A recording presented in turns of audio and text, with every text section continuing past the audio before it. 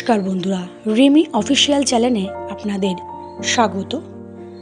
আজকে চলে এসেছি আবারও এক নতুন ব্লগ নিয়ে আপনাদের কাছে।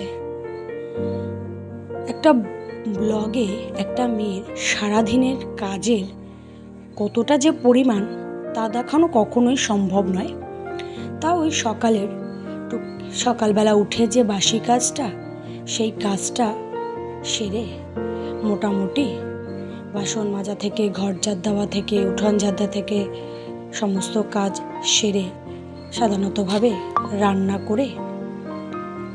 কিছু রকম রান্না করে শুরু হয় তাদের সংসারের কাজ। সকালে একটু মাছ এনেছিল, সেই মাছের হালকা করেই ঝোল করি আদা জিরা বাটা দিয়ে। কারণ আমার ছেলের তেমন শরীরটা ভালো নেই, তাই বেশি রিচ করে আর রান্নাটা করিনি, হালকাই রান্না করেছি।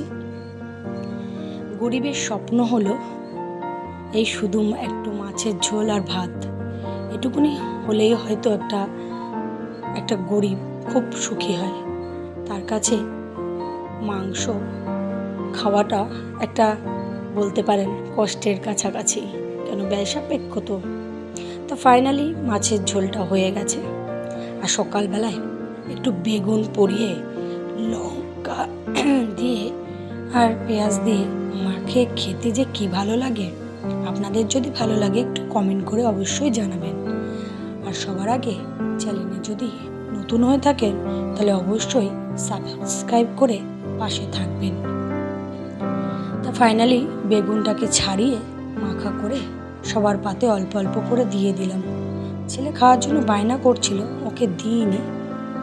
দেখুন, যেহেতু আমরা একান্নবর্তী পরিবার, তাই সমস্ত একবারে অনেকটা সবজি নিয়ে আসে, তাই সবাইকে ভাগ ভাগ করে দেওয়া হয় যাতে একটু টাকাটা কম লাগে। তারপরে জানেনই তো, ভাদ্র মাসের শেষ, বিশ্বকর্মা পুজোর সামনে, তাই ঘর দুয়ার একটু ঝেড়ে নিচ্ছি। যেহেতু সামনে বিশ্বকর্মা পুজোও রয়েছে,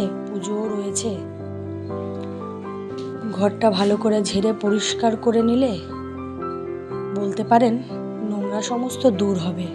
আর দেবী দুর্গার আসার আগে ঘরের সমস্ত ময়লা বের করে দেওয়াটাই ভালো।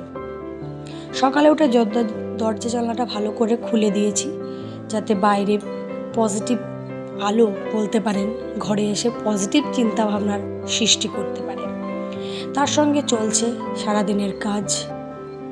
মেশিনটা ভালো করে পরিষ্কার করে নিলাম। যে মেশিনটা চালিয়ে সারা বছর আমরা খাই, সেই মেশিনটার একদিন তো বিশ্রাম এর প্রয়োজন।